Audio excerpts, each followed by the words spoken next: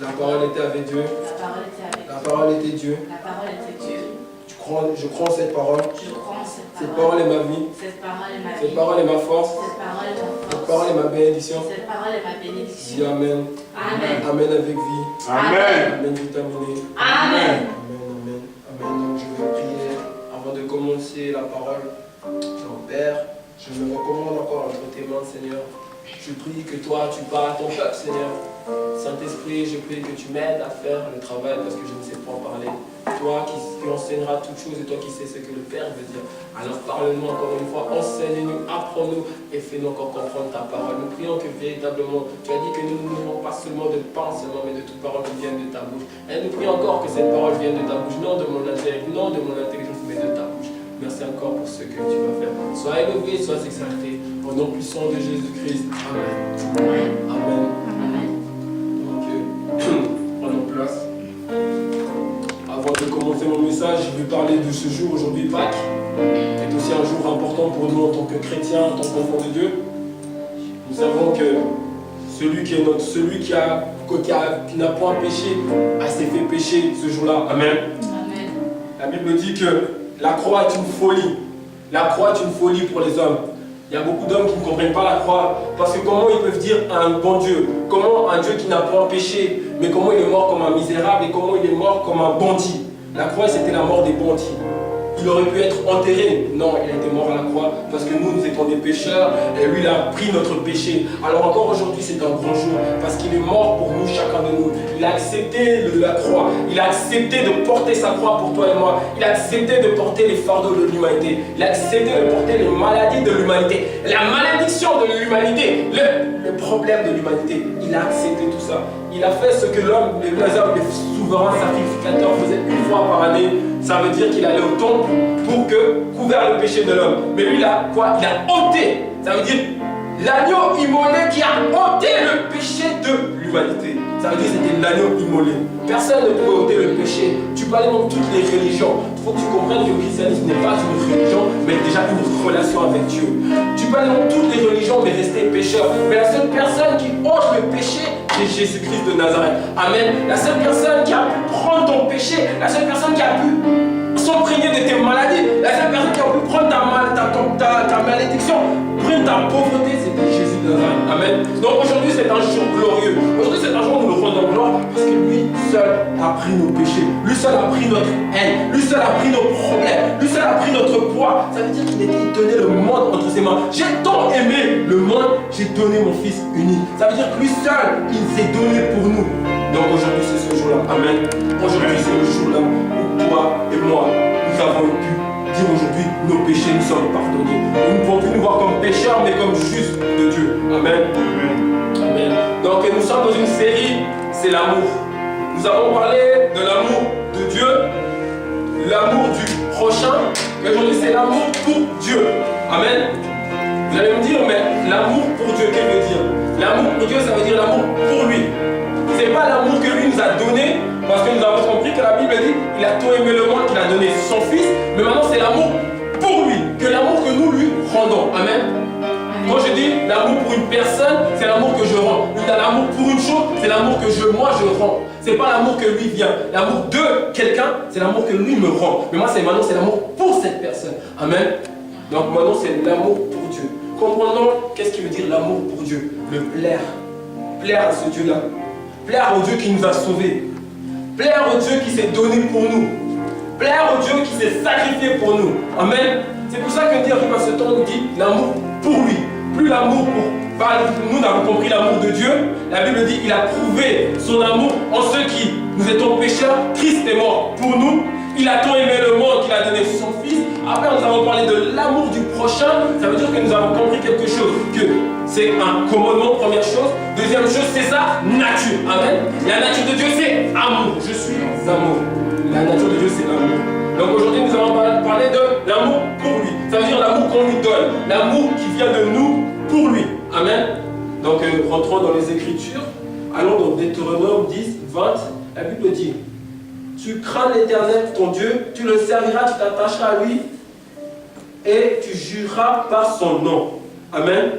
Amen. Le prochain verset, c'est Jean 12, 26. Si quelqu'un me sert, qui me suit, là où je suis, là où aussi mon serviteur, si quelqu'un me sert, le Père l'honorera. Amen. Amen. Donc ça veut dire qu'il nous faut comprendre que déjà, l'amour pour lui, c'est quelqu'un qui le sert. Amen. Amen. C'est aussi quelqu'un qui l'obéit. Donc nous allons parler de la première chose, c'est l'obéissance. L'obéissance à sa voix, l'obéissance à ce Dieu. Ce Dieu nous a fait comprendre que si nous avons l'amour pour quelqu'un, c'est quelqu'un, nous l'obéissons, nous le respectons, nous nous soumettons à lui. Amen. C'est là qu'il prouve notre amour. Nous disons que nous aimons cette personne parce que nous l'obéissons. Cette personne qui fait ça, nous le faisons par amour. Nous ne le faisons pas par contrainte, mais nous le faisons par amour. Ça veut dire parce que je tiens à toi, je fais ça. Parce que je tiens à toi, je change. Parce que je tiens à toi, je me change. Amen. C'est pour ça que nous disons l'amour pour lui. Ça veut dire c'est l'amour que nous lui rendons parce que nous tenons à lui. C'est l'amour que nous lui rendons parce que nous l'aimons. Comme nous l'aimons, nous disons Dieu, comme nous t'aimons, nous faisons ça. Comme nous, Dieu, nous t'aimons, nous obéissons à ta voix. Amen. Comme nous t'aimons, Dieu, nous faisons ce que toi tu nous dis de faire. Comme nous t'aimons. Amen. Donc nous continuons. Donc la première référence, c'est Deutéronome 27, 10. Donc vous pouvez écrire Deutéronome 27, 10. Tu obéiras à la voix de l'Éternel, ton Dieu, et tu mettras en pratique ses commandements, ses lois que je te prescris aujourd'hui. Amen. Amen. La Bible dit, tu obéiras à la voix de l'Éternel, ton Dieu, et tu mettras en pratique. Il ne faut pas juste obéir, mais mettre aussi en pratique. C'est pas juste quand nous croyons, c'est pas juste croire, mais aussi pratiquer. Ça veut dire que quand tu aimes quelqu'un, tu vas faire ce qui tu vas obéir, mais tu ne vas pas juste obéir, mais tu vas aussi pratiquer ce qu'il t'a dit. Par exemple, il te dit fais ça, tu vas faire ce que la personne t'a dit, parce que tu tiens à elle. Tu ne fais pas ça par contrainte, mais tu fais ça par amour. Amen. Dis je fais ça par amour. Je fais ça par amour. Tu dis j'obéis à Dieu par amour. J'obéis à Dieu par amour. Amen, c'est ça. Tu vois, nous n'obéissons pas à Dieu par contrainte. Nous ne servons pas Dieu par contrainte. Nous ne prêchons pas par contrainte, mais nous prêchons par amour. Parce que lui nous a aimés, alors nous à notre tour nous l'aimons. Amen. Ça veut dire que nous nous soumettons à lui. Tu te soumets à quelqu'un qui t'aime. C'est pour ça que la Bible dit que femmes, soumettez-vous aux hommes, mais elle dit Marie, aime ta femme comme Dieu a aimé l'Église. Ça veut dire que si tu veux la femme se soumettre à toi, il faut que toi tu l'aimes comme Dieu a aimé l'Église. Amen. Après il y a la soumission. La soumission est dans l'amour. Sans amour, il n'y a pas de soumission. Ça veut dire si tu ne m'aimes pas, comment tu veux que je me soumette à toi? C'est ça. Mais si tu m'aimes, je vais me soumettre automatiquement à toi. Ça veut dire que si nous servons Dieu, c'est pas par contrainte, mais c'est par amour. Parce que les gens des fois me disent, mais pourquoi vous faites ça? Vous perdez votre temps. Vous avez autre chose à faire le dimanche. Nous le faisons par amour. Il nous a aimés, alors nous à notre tour, on lui rend son amour. Parce que nous ne saurons pas quoi faire pour lui. Il a tellement fait pour nous, même avec tous nos services, même avec tous nos cultes, même en allant de nation en nation. On ne pourra jamais lui rendre ce qu'il a fait pour nous. On ne pourra jamais faire ce qu'il a fait pour nous. On ne pourra jamais avoir pris le prix qu'il a payé pour nous. La Bible dit qu'il a tant aimé le monde qu'il a envoyé son Fils unique. Nous n'avons pas la douleur qu'il a eu d'envoyer son Fils unique. Celui qui est sorti de son contrat pour toi et moi. Alors, à cause de ça, nous disons, nous nous soumettons à toi par amour. Donc, c'est ça la première chose que nous continuons. Deutéronome 28, 13. L'Éternel te fera de toi la tête et non la queue. Tu seras toujours en haut et tu ne seras jamais en bas. Lorsque tu obéiras au commandement de l'Éternel ton Dieu et que je te prescris aujourd'hui, lorsque tu observeras et tu mettras en pratique. Encore une fois, en pratique. La Bible dit qu'il fera de toi la tête et non la queue. Tu seras en haut et non en bas. Mais à condition que quoi? Tu obéis. Si tu n'obéis pas, tu ne seras ni la tête, tu resteras la queue et tu resteras en bas. Pourquoi? Parce qu'il a dit, vous savez, quand par Dieu parle, même si Dieu des fois il ne dit pas quelque chose au devant, mais il peut dire quelque chose à la fin. Mais ce qu'il va dire à la fin, c'est ce qu'il va dire pour que la promesse vienne. Si toi tu ne fais pas ce qu'il a dit, la promesse ne peut pas venir. Amen. C'est pour ça qu'il a dit, tu ferai de toi la tête et non la queue si tu obéis. Ça veut dire que l'obéissance que tu auras, la soumission que tu auras, va permettre que Dieu fasse de toi la tête et non la queue. Tu seras toujours en haut et non en bas. Amen. Amen. Yes. Continuons. Deutéronome 30. Pour aimer l'Éternel ton Dieu, pour obéir à sa voix et pour t'attacher à lui. Car cela dépend de... non, excusez-moi. Pour l'Éternel ton Dieu, pour obéir à sa voix et pour t'attacher à lui. Car cela... Non, je m'arrête là. Pour s'attacher à lui, pour aimer l'Éternel ton Dieu, pour s'attacher à lui. Deutéronome 30, 20. Donc si nous comprenons, il nous a dit d'abord pour aimer l'Éternel, ton Dieu, pour l'obéir à sa voix et pour s'attacher. Donc nous obéissons à quelqu'un. D'abord nous aimons ce Dieu, nous l'obéissons et nous nous attachons. D'abord quoi? Nous l'aimons, obéir et attacher à ce Dieu-là. Amen. Donc quand nous comprenons la première loi, je vais appeler la loi de la première chose que nous devons comprendre dans cette vie, c'est quoi? Pour aimer ce Dieu-là, c'est l'obéir ou se soumettre à lui. Il n'y a pas de puissance sans soumission. Amen. On est puissant parce que tu es soumis à un homme. Si vous voyez une fois dans cette terre, vous voyez un serviteur puissant, c'est parce qu'il est soumis à quelqu'un d'autre. Même si la personne est peut-être, elle n'a pas tout ce qu'elle a, mais parce qu'elle est soumise, il y a une puissance. Il n'y a pas de puissance sans soumission. Amen. Amen. Il n'y a pas d'autorité sans soumission. C'est pour ça que nous sommes soumis à des pères. Parce que grâce à ces pères, nous avons une certaine puissance. Mais sans ces pères-là, nous sommes rien. Amen. Amen. C'est pour ça que Jésus l'a dit, allez me chercher un âne attaché. Il n'a pas dit allez me chercher un âne, non, il a dit attaché, qui a un propriétaire. Amen. Amen. C'est important de comprendre que la première chose, c'est vraiment l'obéissance, la soumission à ce Dieu-là. C'est la première chose que nous devons faire. C'est vraiment la première chose que nous devons mettre pour, comment dire, j'ai dit, pour l'amour pour lui, c'est l'obéir.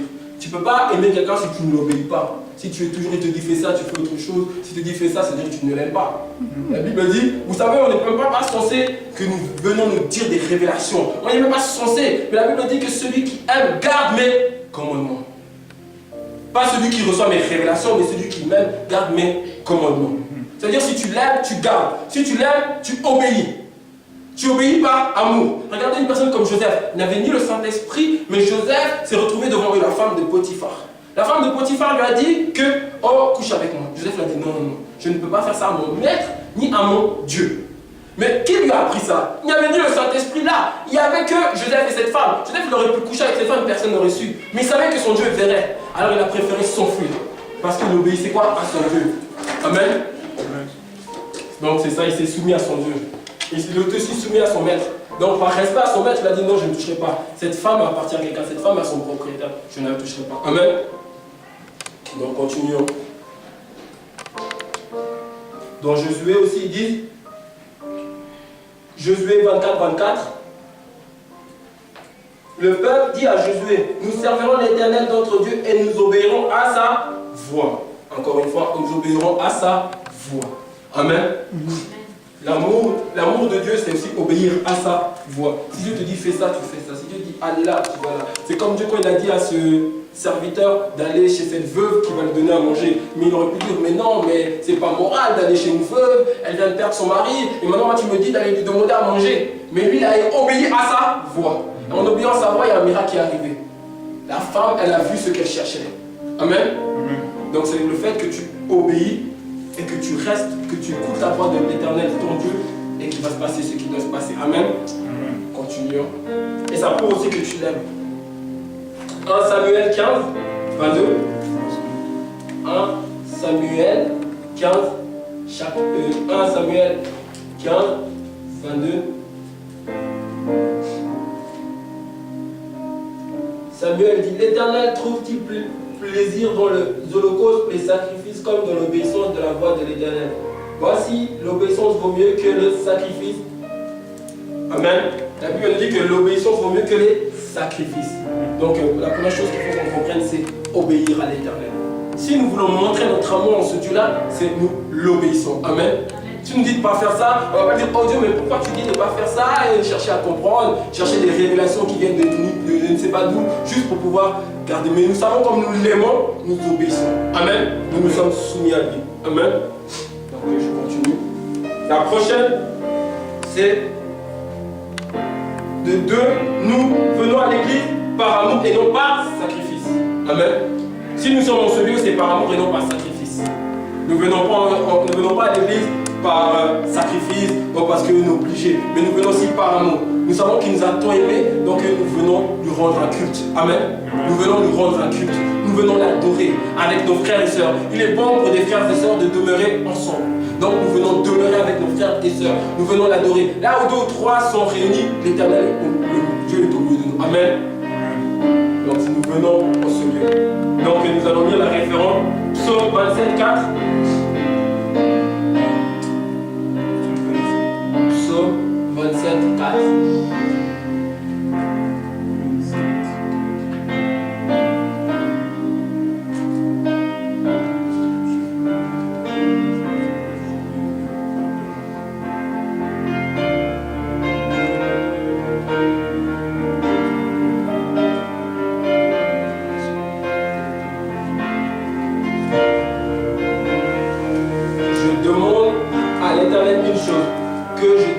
Je voudrais habiter toute ma vie dans la maison de l'Éternel pour contempler ses magnificents et pour admirer son temps. Amen. Amen.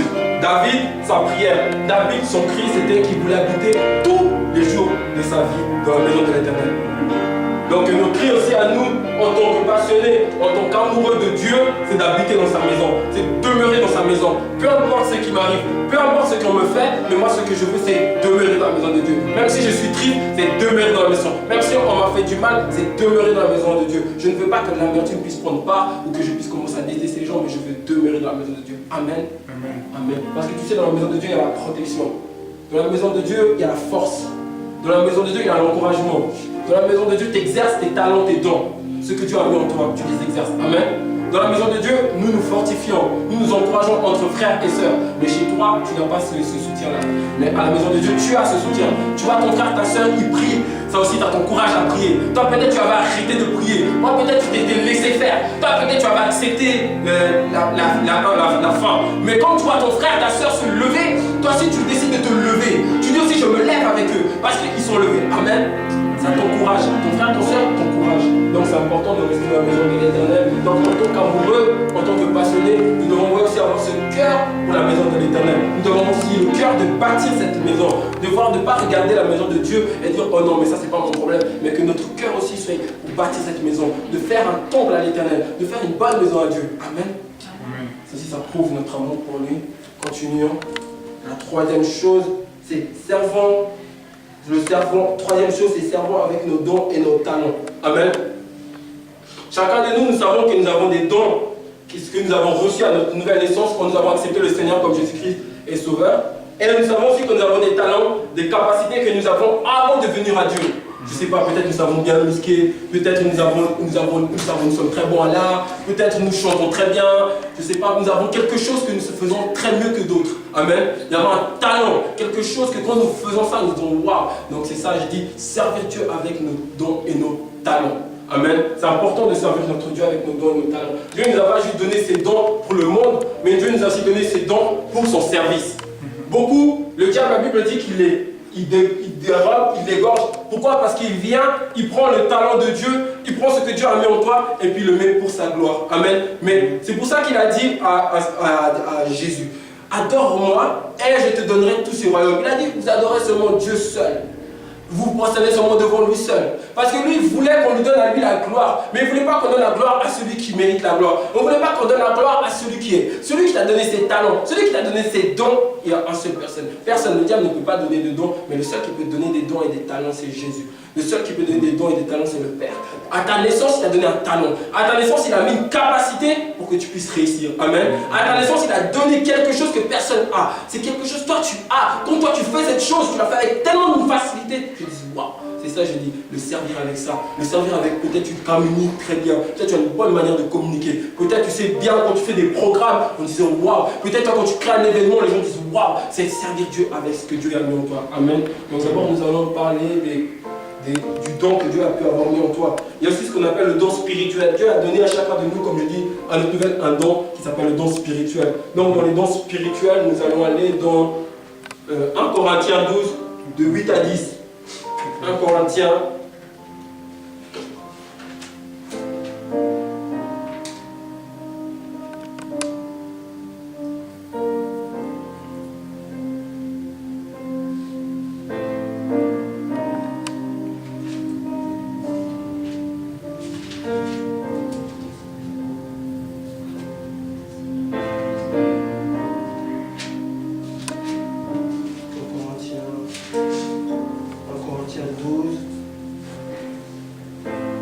J'ai dit de 8 à 10. en effet, parole de sagesse. Il y en a qui ont ce qu'on appelle la parole de sagesse. C'est souvent les diplomates. On dit qu'il y a des personnes qui ont ce qu'on appelle, c'est des diplomates. Ils vont dans des lieux là où ça pète, là où il y a des bombes. Mais là, quand ils arrivent, eux, avec leur parole de sagesse, tout se calme, tout le monde se repose. C'est comme il y avait un roi. Il avait dit à cette femme est venue, il y a deux femmes qui disaient que c'était leur enfant. Mais comme il avait la parole de sagesse, il a dit alors que si c'est l'enfant de tel, qu'on coupe l'enfant en deux et on le partage. Mais là, la femme, ma maman, elle a dit non, moi, si vous voulez donner lui mon enfant, donnez-lui l'enfant. Alors il a compris qui était la mère, amen, parce qu'il avait sorti une parole de sagesse. Amen. Donc il y en a qui ont ce qu'on appelle la parole de sagesse. Alors prochain. D'autres qui ont la parole de la connaissance selon le même esprit. Amen. Il y en a qui ont la parole de la connaissance. Dieu leur révèle quelque chose peut-être dans ta vie. Dieu leur révèle peut-être quelque chose qui est caché dans ta vie. Je ne sais pas, peut-être un songe, mais il y a quelque chose qui sortira dans leur bouche et qui va révéler sur l'individu. Il ne va pas parler, ce n'est pas des prophètes, mais c'est des personnes qui viennent et diront Dieu, par exemple, je ne sais pas, je peux dire par exemple dire que Bobo sous ton lit il y a quelque chose. Tu vois, ils vont dire, tu vois, ils vont expliquer qu'il y a quelque chose. Il va expliquer qu'il y a quelque chose, il va sortir une révélation, ça veut dire qu'il va sortir quelque chose qui est caché. Parce que la Bible dit ce qui est caché est à Dieu et ce qui est révélé sont aux hommes. Donc ces personnes ont la capacité de sortir ce qui est caché. Ça veut dire qu'il va venir, il va sortir, il va proclamer quelque chose que toi peut-être toi depuis un moment tu attendais. Peut-être il va te dire ce combat si tu le mets, c'est à cause de ça. Ce n'est pas un prophète, mais c'est quelqu'un qui voit, qui parle sur l'individu, qui parle par exemple sur les personnes. Si quelqu'un qui vient et commence à dire mon frère, tu portes une culotte rouge, ça, c'est pas la prophétie. C'est quelqu'un qui a une parole de connaissance. Mais bon, ça c'est des paroles de connaissance compliquées. Mais bon, il y a des gens qui ont cette dimension-là. Amen. Ceci est un don que Dieu nous a donné. Continuons. Il y en a qui ont selon le même esprit. Il y en a qui ont d'autres la foi. Il y en a, vous verrez, qui ont des foi à déplacer. Ils ont même des foi, pas la foi normale, mais qui ont des foi surnaturelles. Vous verrez le jour où, quand Jésus il marchait sous l'eau, il fallait avoir la foi pour aller sous l'eau. Il n'y a que Pierre qui a eu la foi de dire si Jésus c'est toi, fais-moi venir vers toi. Vous voyez la foi qu'il avait, c'était une foi, il croyait, qu'il disait, il savait. Mais on disait, mais oh, Pierre, est-ce que tu vois ce que tu fais, tu vas te noyer. Ces autres disciples, je pense qu'ils lui disaient, hey, Pierre, là, c'est ton problème. Au revoir le mort. Il lui disait déjà, au revoir. On ne sait pas là si tu vas réussir. Alors il est allé, il a commencé à faire des pas de foi. Ça c'est une foi que tout le monde n'a pas. Mais cette foi, mais après un moment, la Bible dit qu'il a quand même douté. Mais c'est ce que je veux dire, c'est qu'il y a des personnes qui ont une foi. Vous verrez, ces personnes vont vous parler un langage de foi, mais vous allez dire qu'ils sont bizarres. Ils vont croire des choses surnaturelles. Ils vont croire des choses qui sont incroyables. Amen. Et il y en a qui ont ce don-là. Mais par le même esprit. D'autres qui ont le don de la guérison. Il y en a qui t'imposeront les mains, il y en a qui vont, toi tu as une maladie incurable, ou tu as une maladie, et ces personnes qui viendront nous imposeront ta main. C'est ni des médecins, c'est ni. Mais ils ont ce don-là, Dieu les a donné ce don de guérison. Amen. Il y en a aussi qui ont, continuons, le même esprit. Il y en a aussi qui peuvent faire des miracles. Des miracles, ce n'est pas des guérisons. Des miracles, c'est par exemple quelqu'un qui a la jambe coupée. Et qui commence à, sa jambe commence à pousser. J'ai déjà vu ça dans une retraite, j'ai même eu peur. La femme, elle avait plus de main. Et puis sa main a commencé à pousser. Sa main a commencé à pousser. Sa main a commencé à pousser. Elle a commencé à se former. J'ai dit, my God, c'est quoi cette histoire? Vraiment la main, vous voyez, la main, elle commence. J'ai dit, waouh. Vous voyez, vous-même, vous êtes émerveillés quand vous voyez ce genre de choses. C'est ça le miracle. C'est des choses vraiment surnaturelles. C'est pas des guérisons. Les guérisons, ça n'a rien à voir. Quand on dit vraiment miracle, c'est vraiment une personne, vraiment, quand on dit vraiment une personne, vraiment peut-être qui avait une maladie, mais j'ai une maladie, même tous les médecins disaient c'est impossible, impossible, impossible. Cette maladie est incurable, il va mourir. C'est là où toi, avec ton ce qu'on appelle opérer des miracles, tu viens. Par exemple, cette personne n'avait plus de main. Devant tout le monde, on voit qu'il n'y a plus de main, mais on est là, on est assis, on voit que cette personne elle prie, et puis on voit que la main commence à pousser. On dit, waouh, regarde sa main commence à pousser. Il y a des personnes qui ont ce don-là. Amen. Le don d'opérer des miracles. D'autres qui ont le don de prophétiser. Il y en a qui peuvent prophétiser, qui peuvent parler des événements, qui peuvent venir de la part de Dieu, sauf que eux, ils prophétisent, mais ce n'est pas des prophètes de ministère. C'est des gens qui ont ce don-là. Ils ont cette capacité de voir ce qui va se passer. Dieu les parle et leur fait comprendre qu'il va se passer ça, ça, ça. Et ils vont venir, ils vont commencer à prophétiser. Amen. Amen. Il y en a aussi qui ont d'autres qui ont le discernement des esprits. Il y en a qui viennent ici, vous allez voir, ils vont commencer à vous dire, il y a des esprits qui se promènent. Qu'est-ce que tu racontes toi? Oh, ici il y a des esprits. Eux, ils voient les esprits, ces personnes-là. C'est des personnes qui ont le discernement des esprits. Ils voient les esprits. Ils peuvent venir dans une salle. Nous, on est là en train de prier. Mais eux, ils discernent les choses, ils voient les choses spirituelles. Ces personnes sont capables même de voir des anges. Et c'est ça, c'est un don que eux ont. Amen. Il y en a aussi qui ont ce qu'on appelle diverses langues. Il y en a qui parlent la langue que Dieu nous a donnée naturellement quand nous avons accepté le Seigneur, mais il y en a qui en parlent plusieurs. Ils en parlent plusieurs. Amen.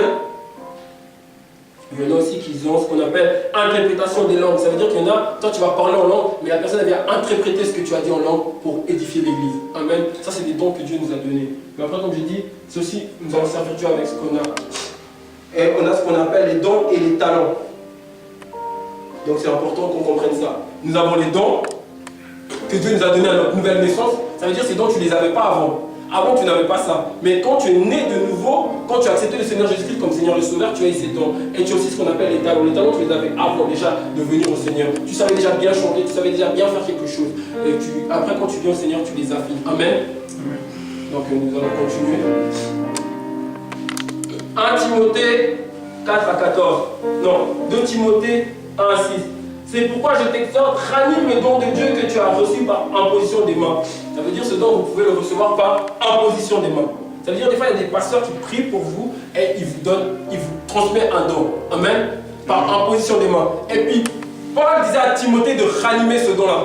Parce que ce don était enfui en lui. Ce don, il était endormi. Il disait, ranime ce don-là qui a été donné par imposition des mains. Amen. Donc je vous dis, je vous exhorte à ranimer ce don-là que vous avez, ce don spirituel. Tu ne peux pas dire, je n'ai pas de don. Nous tous, nous avons des dons d'une manière ou d'une autre. Peut-être toi, tu as la parole de connaissance. Tu as la prophétie. Mais si tu veux ranimer ce don-là, il faut faire ce qu'on appelle parler en langue.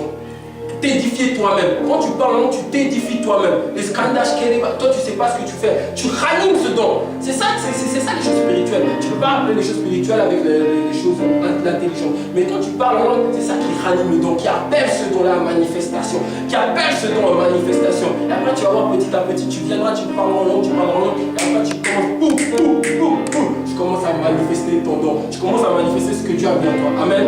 Mais maintenant, ranime ce don qui est en toi. Et dans le prochain verset, il disait 1 Timothée, ne néglige pas le don qui était en toi, qui a été donné par prophétie avec l'imposition des mains et dans l'assemblée des anciens. Amen. 1 Timothée 4, 14. 1 Timothée 4, 14. On peut aussi comprendre qu'on a reçu ce qu'on appelle un don. Comme vous avez vu, vous avez vraiment vu que nous avons reçu un don. Personne ne peut dire à l'église, personne ne peut se lever et dire je n'ai pas de don. Nous tous, nous avons des dons. Peut-être tu ne sais pas que tu as un don, mais tu as un don. Paul a dit à Timothée, ranime. Si toi tu ne vois pas ce don-là, c'est parce que tu ne l'as pas ranimé. Mais tu as un don. Amen. Nous tous, nous avons des dons. Donc sers Dieu avec ce don-là. Ne sers pas d'autre chose, mais sers Dieu avec ce don-là. Vous savez que quand le diable vient, il pervertit les choses de Dieu. C'est pour ça que vous avez vu qu'il y a des personnes qui étaient prophètes, mais vous les voyez quand ils vont de côté du diable, ils voient les choses mais mal. Amen. Parce qu'ils ont pris le don de Dieu pour s'en servir dans le mal. Amen. Donc c'est important. C'est important de servir Dieu avec nos dons et nos talents. C'est important de mettre au service de Dieu nos dons et nos talents. Ce que Dieu a mis pour nous. Donc la quatrième chose, c'est servir Dieu aussi avec notre argent. On sert Dieu avec nos dons, nos talents, mais on sert aussi Dieu avec notre argent. Amen. Amen. Amen. Donner, c'est une preuve d'amour. Des fois, il y a des hommes qui disent je t'aime, je t'aime, je t'aime, je t'aime, mais ils ne montrent pas son je t'aime avec un acte. Des fois, tu veux prouver ton amour à Dieu, mais tu n'as pas, alors tu ne sais pas comment le prouver. Dieu, la Bible a dit, il a prouvé son amour. On sait qu'on était pécheurs, il l'a donné Christ. Amen. Il a tant aimé le monde qu'il a donné. Donner est une preuve d'amour. Si tu aimes une personne, tu dois la donner, tu donnes. Tu donnes naturellement parce que tu aimes. L'amour te fait donner. Quand tu tiens une personne, tu donnes. Quand tu aimes, tu donnes. Quand tu aimes, tu donnes. Tu as envie de partager avec cette personne. C'est-à-dire que même ton argent, tu le partages avec Dieu. Amen. Donc, donner, c'est pas juste recevoir, mais donner aussi, c'est une preuve d'amour. C'est-à-dire ceux qui donnent, c'est parce qu'ils aiment Dieu. Vous verrez que tous les serviteurs dans la Bible, que ce soit Abraham, que ce soit David, vous verrez que c'était des grands donateurs. Vous verrez qu'ils donnaient la dîme. Vous verrez qu'ils n'avaient pas peur de donner leur prémus. Ils n'avaient pas peur de ça, parce qu'ils aimaient ce Dieu-là. Même si Dieu ne l'envoyait pas en retour, mais eux, ils donnaient par amour. Amen. La Bible dit qu'Abraham, il a aimé Dieu, qu'il a voulu donner son fils en sacrifice, celui qu'il a mis au monde. Donc, quand tu donnes, c'est aussi une preuve d'amour envers ce Dieu-là. C'est une preuve que toi, tu aimes ce Dieu-là. C'est une preuve que toi, tu aimes ces choses-là. Que tu veux voir l'avancement de son œuvre. Amen. Que tu veux voir l'avancement de son œuvre. Tu ne veux pas quelqu'un qui est toujours en train de dire, oh non, mais quand on donne, c'est que tu prouves aussi que tu ne l'aimes pas. Parce que quelqu'un qui aime, il donne. Quelqu'un qui aime, il est fier même de donner. Vous voyez, des fois, vous allez voir dans certains pays aux États-Unis, quand même, des fois, les pasteurs étaient choqués, vous dites l'heure de l'offrande de la dîme, tout le monde se lève et commence à danser à sa place, ils viennent, ils jettent leur offrande. C'est une joie d'aller donner à ce Dieu-là. Amen. Parce que vous savez, on a donné notre argent. On a mis nos argent dans les boîtes de nuit. On a mis dans l'argent dans l'alcool. Ça nous a détruits. Mais aujourd'hui, on peut mettre notre argent dans les bonnes choses. Aujourd'hui, on peut mettre notre argent dans l'avancement de l'œuvre de Dieu. Amen. Aujourd'hui, on peut investir notre argent dans une bonne chose. Là où Dieu il est. Et là, nous sommes heureux. On peut investir notre argent dans la vie d'un homme de Dieu. Ça nous fait plaisir. Parce qu'avant, nous nous détruisons. Moi, le jour où j'ai reçu la révélation des données, Dieu m'a dit, mais toi, tu prenais ton argent pour aller prendre de l'alcool. Est-ce que ça te faisait quoi? Ça te détruit, ça? J'ai fait oui, ça me détruit. Mais alors, comment toi, tu ne peux pas donner par amour? Alors après, à partir de là, j'ai commencé à donner. Parce que j'avais compris que moi, je donnais mon argent. Je dépensais mon argent. Et l'alcool, ça ne me ramenait rien. Mais je savais que quand j'ai donné à ce Dieu se souvenait de moi. Je savais que quand j'ai donné à ce Dieu se rappelait de moi. Amen. Il voyait que moi, je me mettais en première place, alors lui aussi, il me met en première place. Amen. Donc là, quand tu prouves que tu aimes ce Dieu aussi, c'est que tu donnes. C'est pas que quand on dit donner l'offrande, la dîme, tu réchines, tu es là. Ça prouve que tu l'aimes pas. Si ta femme aujourd'hui t'aimes ta femme et maintenant ta femme elle te demande de lui acheter quelque chose, tu commences à réchiner, mon ami, je me demande quel amour tu as pour elle. Parce que si tu as l'amour, tu donnes. L'amour donne. Amen. C'est pour ça qu'il a dit, j'ai tant aimé le monde que j'ai donné mon fils. Ça veut dire c'est l'amour qui a donné. Sans amour, il n'aurait jamais donné. Donc l'amour pousse à donner. Amen. C'est pour ça que j'ai dit, donnons. Nous servons aussi Dieu avec notre argent. Proverbe 3.9. Proverbe 3.9.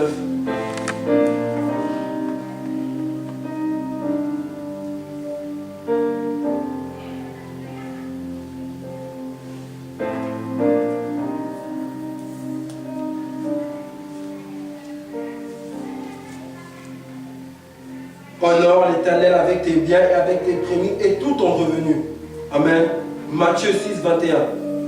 Car là où est ton trésor, là où est aussi ton cœur. Matthieu 6, 21. Là où est ton trésor, c'est là aussi est ton cœur. Si ton trésor c'est dans sa maison, c'est là où sera ton cœur. Si toi ton trésor c'est qu'autre chose, c'est là où sera ton cœur. Amen. Mais nous, notre trésor, c'est la maison de Dieu. Nous voulons voir la maison de Dieu être bâtie. Peut-être, vous savez, j'ai remarqué quelque chose. J'ai remarqué que tous les hommes, femmes d'affaires, ils se mettent ensemble pour faire des événements tels que des salons d'auto. Mais les salons d'auto, dites-moi qu'est-ce que ça apporte à qui? Ça nous fait juste consommer. Mais nous, nous ne faisons pas, nous bâtissons la maison de Dieu. Pour que des personnes soient sauvées, pour que des personnes reçoivent le salut, pour que des personnes soient transformées. Que la maison de Dieu peut faire ça. Amen. Mais il y en a qui mettent tout leur argent pour aller faire des salons d'auto, pour aller, je ne sais pas moi, faire des choses qui ne rapportent rien à personne, qui nous fait juste consommer. Mais nous, nous mettons notre argent afin que les gens reçoivent ce salut, afin que les gens, même notre côté du monde, puissent entendre la bonne nouvelle du royaume. Que les nations reçoivent cette nouvelle-là que nous avons le droit de recevoir. Peut-être qu'il y en a qui ne peuvent pas venir s'asseoir, peut-être qu'il y en a qui vont de pays arabes où il ne peut pas avoir d'église, mais à cause de notre argent, parce que nous donnons, Dieu aussi maintenant, qui peut permettre que l'évangile va ailleurs. Amen. C'est si notre fait que nous donnons. C'est pour ça que nous devons servir Dieu avec notre argent. Nous ne devons pas avoir peur de servir Dieu avec notre argent. Nous ne devons pas être tristes quand Dieu nous demande de donner. Parce que Dieu, il sait pourquoi il te dit de donner. Il sait pourquoi il te demande de donner. Il sait aussi que quand tu donnes, tu lui prouves que tu l'aimes. Il sait que quand tu donnes, il prouve que tu tiens à lui. Amen. Parce que si tu es toujours en train de gâcher ton argent, tu veux lui servir avec tes dons, mais pas avec ton argent, ça prouve autrement que tu ne tiens pas à lui. Ça veut dire que tu tiens ton argent. C'est pour ça qu'il arrive à un homme, il est venu vers Jésus. Il a dit, Jésus, comment on fait pour avoir la vie éternelle? Il a dit, ok, il faut faire ça, il faut faire ça. Il a fait, si Jésus ça, il fait, ah, tu es une très bonne personne. Il a dit, maintenant prends tout ce que tu as et vends ça et suis-moi. Et là, quand il a vu ça, son cœur a été attristé. Il s'est rappelé comment il avait fait des efforts pour avoir cet argent. Il s'est rappelé d'où il vient. Alors quand Jésus lui a dit de prendre tout son argent, il s'est dit, oh, Jésus là, cette histoire-là d'évangile là, c'est pas pour moi. Moi j'aime trop mon argent. Alors il a senti que son cœur était dans ses biens. Il a senti que son cœur était attaché à ses biens. Alors il a dit que non, si tu veux me suivre, laisse tes biens et suis-moi.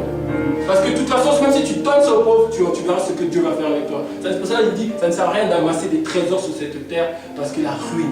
Vous savez que notre argent, elle peut partir demain, mais notre vie éternelle ne restera jamais. Notre vie passera après l'éternité. Amen. Donc c'est important de ça, de servir Dieu aussi notre argent. C'est important de donner. De donner, comme je dis, c'est un acte d'amour envers ce Dieu-là. C'est tu prouves à ce Dieu que tu tiens à lui. Tu prouves à Dieu que tu l'aimes de tout ton cœur. Amen. La cinquième chose, c'est il veut faire de toi un gagneur d'âme. Les hommes et les femmes qui gagnent des âmes l'aiment, prouvent leur amour envers ce Dieu-là.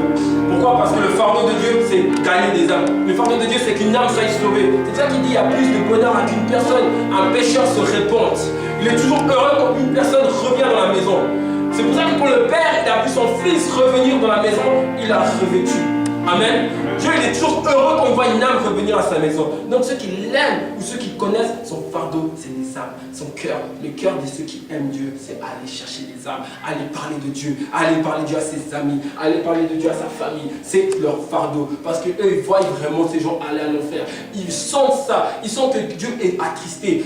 Ils sentent que Dieu a mal. Alors pour eux, ça devient leur fardeau. Amen. Ça devient leur fardeau. Ça devient leur désir.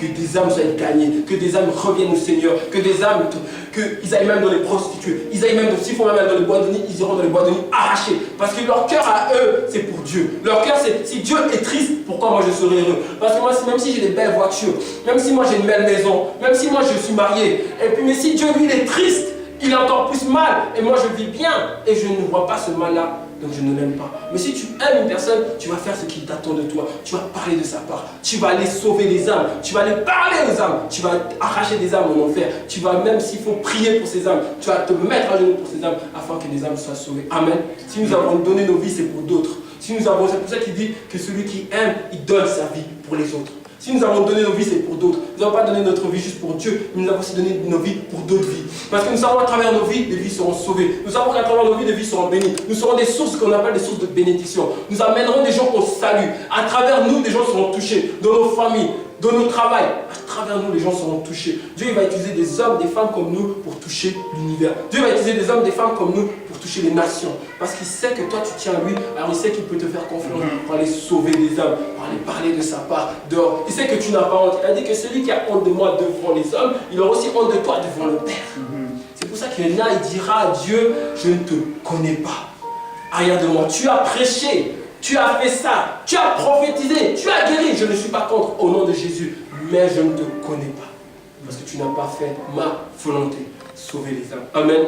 Je pense que la plus grande volonté de Dieu, je pense que son plus grand cœur, je pense que tout ce qu'il fait à la base, tout ce qu'il nous donne, c'est pour sauver les âmes. S'il nous donne de l'argent, c'est pour les âmes. S'il nous donne le mariage, c'est pour aussi des vies. Il nous bénit pour que nous soyons des bénédictions. Il ne nous bénit pas pour juste que nous soyons égoïstes. Mais il nous bénit parce qu'il attend quelque chose en retour. Si quelqu'un il tient à toi, il va te donner parce qu'il attend quelque chose de toi en retour. Dieu s'il te donne, c'est parce qu'il attend quelque chose de toi en retour. Il attend que toi tu fasses ta part. Il fait sa part de Dieu. Il fait sa protection. Mais maintenant il attend ta part aussi d'homme. Il attend que tu fasses ta part sur cette terre. J'ai toujours dit aux hommes, si vous voulez que les hommes soient sauvés, vous dites à Dieu qu'il mette seulement la pluie sur cette église ou qu'il apparaisse sur une église et qu'il se mette en croix. Vous verrez, tout le monde va venir à l'église. Mais Dieu ne le fait pas. Dieu attend que nous, les hommes, faisons notre travail et lui fait sa part. Nous faisons notre travail et lui fait sa part. Dieu ne viendra jamais sur la terre. Dieu aurait pu envoyer une légion d'anges dans les rues, parler de la part du Seigneur.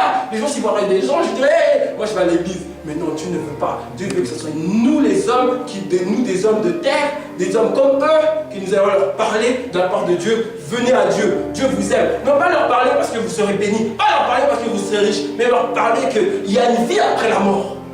Il y a une vie, soit tu vas en enfer, soit tu vas au paradis. Alors choisis la vie. Et puis il a dit, il y a deux chemins dans ce monde. Il y a le chemin de la vie et de la mort. Nous te conseillons le chemin de la vie. Amen. Alors Dieu nous a appelés à ça. Dieu est venu nous chercher pour ça. C'est pour ça que Dieu est venu nous chercher dans les ténèbres, pour que nous soyons des lumières. C'est pour ça qu'il a dit, vous serez la lumière du monde.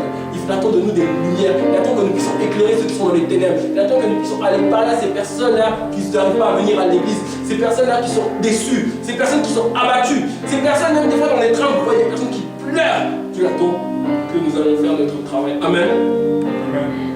Donc Matthieu, nous allons lire la référence. Matthieu 28, 19. Allez faire de toutes les nations des disciples, baptisez-les au nom du Père, du Fils et du Saint-Esprit. Il a dit, allez, faites de toutes les nations des disciples. Il attend que nous allons dans les nations, il attend que nous allons parler, que nous allons dans nos familles, et que nous parlons de sa part, que nous parlons de sa part, que nous disons nous venons de la part de Dieu, nous venons vous sauver, même s'il nous refuse. La Bible dit que s'il vous refuse, essuyez vos pieds et continuez. Même s'il va vous refuser, tout le monde ne va pas accepter ta parole, mais il y en a qui recevront avec un cœur. Il y en a qui est dans la rue, qui va recevoir ta parole avec joie, qui va dire oui, je te suis. Oui, je viens avec toi. Il y en a qui le feront. Mais il n'y a pas tout le monde qui acceptera ta parole. Il y en a qui te diront, va-t'en, laisse-moi tranquille à tes histoires. Mais c'est pas grave. Tu vas, tu pars. Tu dis, Seigneur, t'aime, Jésus t'aime. Oh, mais Jésus, mais pourquoi il me laisse vivre ça? Tu dis, si tu laisses vivre ça, c'est pas parce qu'il t'aime pas. C'est parce qu'il y a une autre chose qui fait que tu vives ça. Tu vas essayer de parler en parabole. Il y a des choses que tu ne peux pas trop dire dans la rue. Mais tu vas leur parler, tu vas leur faire comprendre que leur Dieu les aime. Que l'amour de Dieu, il a tant aimé le monde qu'il a donné son Fils. Alors s'il t'a pas aimé, pourquoi il a donné son Fils unique? Il a permis que son Fils unique meure pour toi et moi. Il a accepté le sacrifice de la croix. Amen. Il a accepté d'être humilié à cause de toi. Il a accepté la haine à cause de toi. Il a accepté le rejet à cause de toi. Mon frère, ma soeur, est-ce que tu ne vois pas cet amour pour toi? Amen. Donc c'est ça que Dieu attend de nous, que nous puissions aller parler aux gens. Les hommes, des femmes ont besoin. Les rues sont remplies de jeunes égarés. Les rues sont remplies de jeunes qui partent dans la drogue, qui partent dans la prostitution, qui partent, même ces prostituées que vous voyez, elles souffrent.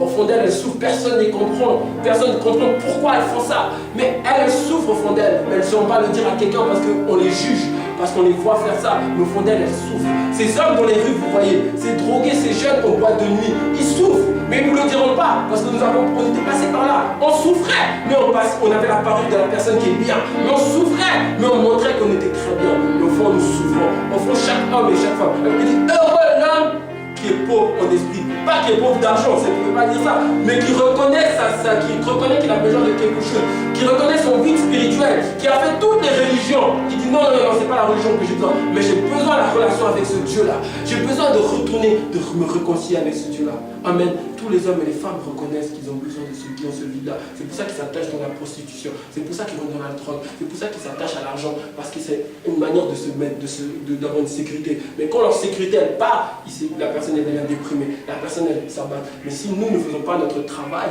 peut-être nous n'avons pas tout. Mais c'est pour ça que Pierre, il a dit, je n'ai ni or ni argent, mais ce que j'ai chez Christ, tiens, je te le donne. Amen. Lève-toi et marche. Je n'ai pas tout ce que toi tu crois que j'ai. Je n'ai peut-être pas ce que toi tu crois qu'il faut avoir, mais c'est ce qui est mieux, la vie éternelle. Je te la donne. Elle est gratuite, elle est pour tout le monde. Amen. Donc c'est vraiment notre fardeau. Le cœur de Dieu, Dieu pleure, Dieu crie. Il se dit, mais quand mes enfants vont réagir? Mes enfants, je les ai sauvés pour sauver. Je ne les ai pas sauvés pour s'enfermer dans des églises. Je ne les ai pas sauvés pour être dans les lieux. Dieu nous bénit. Nous sommes fiers de venir faire des témoignages. Dieu m'a béni. Je suis dans une grande entreprise. Dieu m'a permis un mariage. Mais nous ne sommes pas nous sommes foutons du cœur de Dieu. Dieu, c'est pas grave, tu passes après, mais bénis-moi. Mais c'est ça qu'il faut. Dieu nous bénit parce qu'il attend quelque chose de nous. Si Dieu te bénit ou si Dieu te donne, c'est parce qu'il attend quelque chose de toi. Il attend quelque chose de toi en retour. Il attend que toi tu lui rendes. Pas que tu lui rendes forcément, mais il attend quelque chose de toi en retour. Il sait que s'il te bénit, tu vas bénir les autres. Il sait que si toi, tu vas te faire marier, tu vas aider aussi les autres. Peut-être les autres avaient des problèmes dans leur mariage, tu vas être là pour eux. Amen. Dieu a besoin de toi, comme il a besoin de nous tous. Dieu nous a sauvés pour un but. Dieu ne nous a pas mis sur cette terre pour juste nous promener. Dieu ne nous a pas mis sur cette terre juste pour être comme tout le monde. Mais Dieu nous a mis sur cette terre pour un but. Il y a des personnes, des femmes, des hommes et des femmes qui pleurent chez eux, qui cherchent du repos, qui cherchent un lieu où ils vont être bien. Mais ils disent, mais où je trouverai ce lieu? Qui va venir m'apporter cette parole? Il y a des personnes qui sortent, qui a la tête baissée, qui est peut-être prêt même à aller se suicider, à aller prendre des médicaments, mais qui va venir de ma rue? Quelle personne Dieu va envoyer pour venir me parler? Quelle personne Dieu va m'envoyer sur mon chemin pour venir m'aider? Amen. Donc c'est ça, le cœur de Dieu. Le cœur de Dieu s'ouvre. Le fardeau de Dieu, c'est pas juste nous bénir. Dieu, des fois nous sommes là, comme des fois mon pasteur Chris m'a dit l'autre fois, mon père spirituel me disait, on est trop égoïste. On a l'église, on veut être béni. Dieu bénis-moi. Dieu fait ça. Dieu ci. Dieu fait ça. Maintenant Dieu dit fais maintenant ta part. Maintenant va parler aux gens. Nous disons non Seigneur c'est difficile. Mais lui dit mais est-ce que toi tu crois que ce n'était pas difficile pour moi de te protéger? Moi je te protège. Je barricade ta maison. Je te fortifie. Je permets que tu sois en vie chaque jour. Afin qu'une personne seule puisse recevoir ce que j'ai mis en toi. Afin qu'une seule personne puisse recevoir ce que j'ai mis en toi. Même chaque jour que quelqu'un a besoin de toi. Chaque personne a besoin de nous. Amen. Une personne a besoin de toi chaque jour. Même pas juste une personne dans tes lieux de travail. C'est pas qu'il a dit vous êtes la lumière du monde et le sel de la terre. Parce que dans ton lieu de travail, il y a quelqu'un peut-être qui avait mal. Il y a quelqu'un qui a été peut-être laissé par son mari. Mais toi, tu vas venir avec une parole qui va l'encourager, qui va le relever. Peut-être cette personne, elle était devenue, comme on dit, une vieille femme. Elle a décidé de se laisser faire. Elle a décidé de laisser la vie la battre. Elle est là dans ton lieu de travail. Elle pleure tous les jours. Elle a mal tous les jours. Et toi, tu viens avec cette parole. Ma soeur, je peux prier pour toi. Oh, oui, priez pour moi. Tac, et puis cette femme, elle est fortifiée. Elle est sauvée. Elle vient à l'église. La Bible me disait que dans les anciens temps, que l'église se remplissait. Parce que l'amour était là. C'est l'amour qui amène les gens à l'église. C'est l'amour qui amène les gens à l'église. Amen. C'est l'amour qui amène les gens à l'église. C'est par amour qu'on fait les choses. C'est par amour que tu vas aider ta collègue qui ne t'aime pas. C'est par amour que tu vas aider ces personnes qui t'insultent. C'est l'amour qui va t'amener à t'approcher vers eux. C'est pour ça que j'ai dit l'amour pour Dieu va nous pousser à nous approcher vers les hommes. Amen. Nous allons parler de l'amour de Dieu, l'amour du prochain. Maintenant, on va parler de l'amour pour lui. L'amour que nous lui rendons. Ça veut dire que notre fardeau, c'est les âmes. Que nous soyons notre cri chaque jour. Père, je veux même de ta prière de Père, donne-moi une âme aujourd'hui. Donne-moi une personne à lui parler. C'est vrai, ça va pas être facile au début parce que tu ne sauras pas quoi lui dire, mais tu dis donne-moi une personne à lui parler. Et que Dieu, à chaque fois, il va te mettre des hommes sur ta foi. Quelqu'un qui est déprimé, quelqu'un qui est abattu, quelqu'un qui a tristessé. Donne-moi d'être dans le chemin, donne-moi d'être la lumière, donne-moi d'être le sel, donne-moi de les éclairer, donne-moi d'être passé au-devant d'eux. Amen. Amen. Afin que cette personne qui voulait aller se suicider puisse voir la vie. Afin que cette personne qui voulait partir puisse revenir à toi. Que chaque jour, nous soyons des lumières du monde. Et le sel de la terre. Amen. Donc c'est un peu ça, le cœur de Dieu. Comme j'ai dit, je vais faire juste je vais répéter tout ce que j'ai dit. La première chose, c'est obéir. La deuxième chose, c'est nous venons à l'église nous venons parler à l'église par amour et non par sacrifice. La troisième chose, c'est de servir avec nos dons et nos talents. La quatrième chose, c'est donner notre argent, de servir avec notre argent. Et la cinquième chose, c'est le fardeau de Dieu, c'est gagner des âmes. Amen. Donc comprenons ça. Vraiment que ça soit vraiment une prière maintenant que Dieu met dans mon chemin. Que quand je sors, que tu mets dans mon chemin une personne qui souffre, une personne qui est abattue, une personne qui est triste, afin que je lui parle de ta part et qu'il revienne à toi. C'est comme ça que l'église sera remplie. C'est l'amour qui remplit l'église. C'est l'amour que nous, les fidèles, que nous avons pour nos frères et sœurs. C'est l'amour que nous avons, la compassion que nous avons qui va remplir ce lieu-là. Parce que les gens vont voir que nous aimons, les gens ils vont voir qu'on est sommes bons, alors petit à petit ils vont commencer à venir. Petit à petit vous allez voir, ils vont commencer à venir. Ils vont dire, vous savez, hier j'étais choqué. Il y avait un frère qui disait qu'il est né de parents pasteurs. Il a son père, sa mère qui était pasteur. Mais il disait que lui à l'âge de 16 ans, il est parti dans le monde. Jusqu'à l'âge de 27 ans. Mais quand il est revenu à l'église, ce qu'il a touché, c'est l'amour qu'on avait pour lui. On l'appelait, on lui disait comment tu vas, qu'est-ce qui va, ça va bien, oh ouais frère, tout ça, tout ça. On l'appelait, on l'appelle pas nous pour les dîners, pour les offrandes, comme on fait dans certaines. Mais là, on l'a appelé juste pour lui montrer de l'amour. Des fois on lui demandait mais pourquoi tu veux pas venir frère. Et ça l'a touché. Et ça l'a permis aujourd'hui, même hier, j'ai vu s'est fait baptiser. Amen. Vous voyez que l'amour touche les gens. L'amour que nous aurons pour les autres touchera les gens. Parce que l'amour que Dieu nous donne, il le veut, il la donne afin de la donner aux autres. Si Dieu il a mis cet amour en nous par le Saint-Esprit, c'est pour la donner aux autres. C'est pas pour la garder en nous, mais c'est pour la donner aux autres. Amen. Amen. Donc, l'amour mes frères et sœurs. Prions que Dieu véritablement nous accorde l'amour véritable. Que véritablement, que quand nous sortons de ce lieu, que nous avons l'amour pour lui. L'amour pour les frères et les personnes qui sont dehors, qui n'ont pas point de lieu où aller, qui n'ont point de maison où aller, qui n'ont pas de repos. Que nous soyons ces personnes qui vont, que nous soyons la lumière du monde, le sel de la terre. Vraiment prions. Même si nous ne l'avons pas été, nous disons pardon, répondons-nous si nous n'avons pas fait notre travail de sel et de lumière. Répondons-nous, disons pardon Seigneur, nous avons trop pris la bénédiction, mais nous avons oublié que ton cœur, ce n'est pas juste la bénédiction, mais c'est le fardeau des âmes. Tu as les âmes à cœur. Donc si nous n'avons pas fait, répondons-nous, disons pardon Seigneur, que ce soit moi, que ce soit nous tous, répondons-nous par rapport à ça. Parce que c'est vrai, ce n'est pas un travail facile, mais il a dit que je ne vous ai pas donné un esprit de timidité, mais un esprit de courage, d'amour et de force. Amen. Il nous a donné un esprit qui va nous permettre de le faire, d'aller vers les gens qui sont allés, d'aller vers ces personnes qu'on ne peut pas aller, d'aller vers ces personnes qui vont vous rejeter. Dieu va nous donner la force d'y aller. Amen. Vous verrez, cette église sera remplie non parce que nous allons prêcher, non parce que nous allons évangéliser, non mais parce que nous avons l'amour. Vous verrez, il dira, oh moi j'ai travaillé avec le frère Bobo, oh il était magnifique. Oh j'étais avec la sœur Naïs, je l'ai vu, ah elle a vraiment manifesté de l'amour. Moi j'étais abattu, j'étais triste, j'étais déprimé, mais cette sœur m'a appelé, cette sœur est venue me voir. Vous voyez, ça c'est l'amour. C'est ça que l'église devrait faire. Amen. Amen. Prions véritablement l'amour de Dieu sacrifié éternellement. Prions, répondons.